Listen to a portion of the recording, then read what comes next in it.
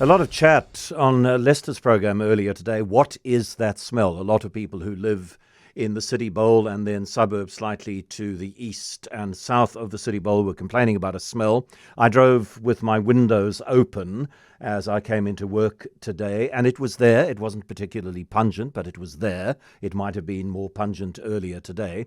And it was identified soon after 9 o'clock by the city as coming from this livestock carrier operated by a Kuwaiti animal trading company called Al Mawashi.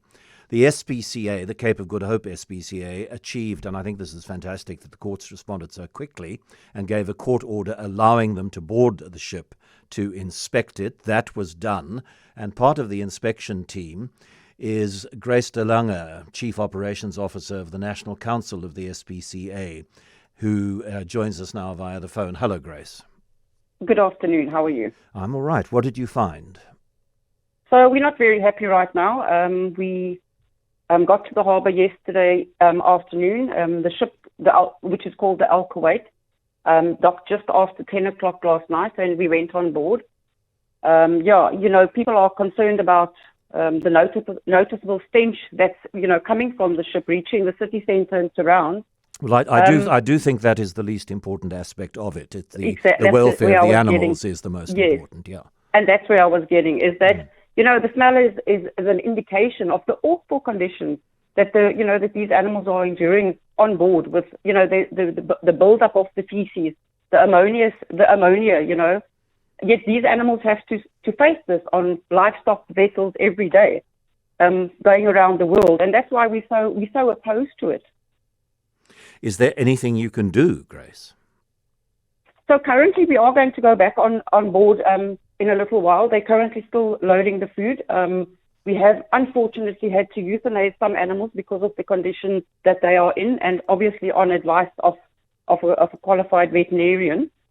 So once our investigations are complete, we will have more information. But for now, the vessel is still at the harbour and we are still investigating. We have been told that the vessel is due to depart, I think, at 10 o'clock tonight. Is that going to happen? Is there any avenue you have to stop that happening if you believe that that is necessary for the welfare of the animals on board? So I think that we're going to take it one step at a time and see what our options are. If they fix whatever, concerns we have raised, otherwise we will have to consider our legal options, obviously. And just take it from there. This vessel is carrying approximately 19,000 cattle. They've come from Brazil and they are destined for Iraq. In 2022, Al Mawashi, which is the trading company that operates the Al Kuwaiti, the ship in our harbour, and other, what one story describes as aging livestock carriers, decided that it would no longer buy South African sheep for live shipment to the Middle East. And it said this was as a result, and I'm quoting from a statement of theirs, a result of South African stakeholders in the animal trade, including Transnet, the meat industry, and the Department of Agriculture, dragging their feet in drawing up guidelines for the shipment of live animals by sea. It had also lost 49 million rand directly as a result of the National SPCA's relentless oversight of the various consignments of animals for shipment, both at the company's Berlin feedlot, that's Berlin, Eastern Cape, and on the quayside and aboard ship at the Port of East London, not to mention the costs of High Court applications brought by the NSPCA to have the practice stopped. So it said it was going to concentrate in the future on sourcing animals from Australia. Obviously, they've expanded to Brazil as well. Now, if my memory is correct, Grace, the NSPCA lost the last case, which then prompted Al Mawashi to withdraw. So, where do we stand with the rules, international rules, local rules around this at the moment? So what the NSPCA is currently doing is we're concentrating on part 2 of our application, which is to ban the export of live animals to the Middle East. So in other words, going across the Kuwait, across the equator. So we are currently waiting for a court date for that, and then we'll be able to give the public more of an update.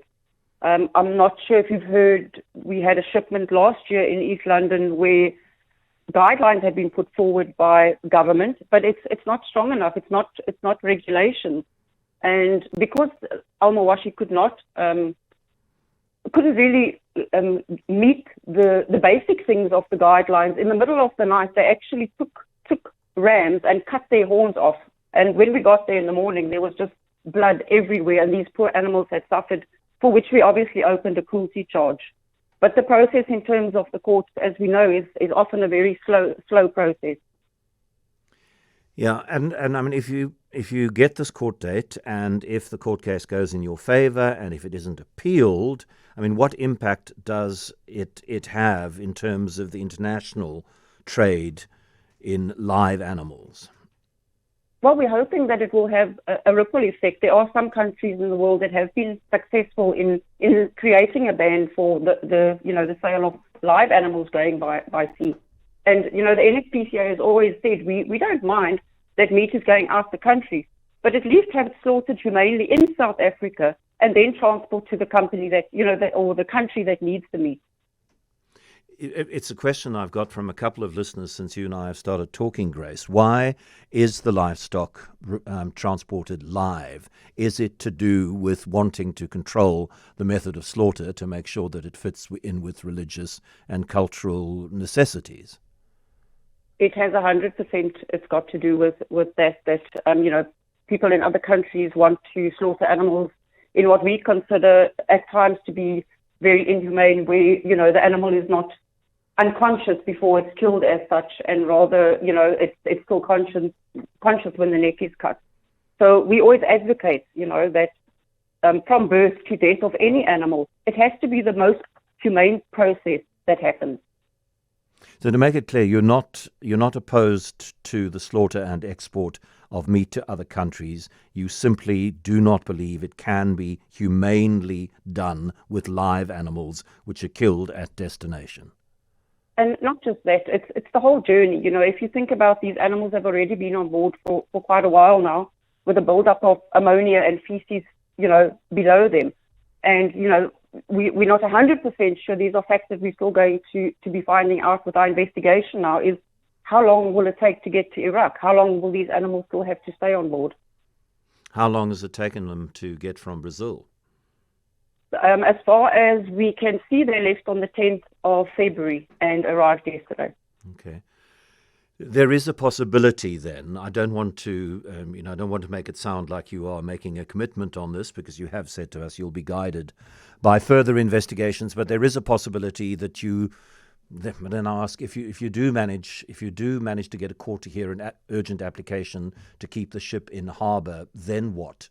Then what happens to those animals? Eventually, they have to be sent off to Iraq, or they have to be offloaded in Cape Town, and that seems impractical. Well, I think that, as I've said, we are still investigating and trying to get all of the facts together before we make decisions, and obviously have the right discussions with the correct people. Okay, Grace, I hope that we will be able to make contact with you. I go off air at 6 o'clock, and we'll call you before 6, and if you have something, an update for us, then I would be appreciative that if you would give it to us. If you haven't, then we'll just report that we spoke to Grace de Lange of the NSPCA, and discussions are ongoing. Thank you very much for... No problem. Yeah, thank you very much for telling us what you have told us so far.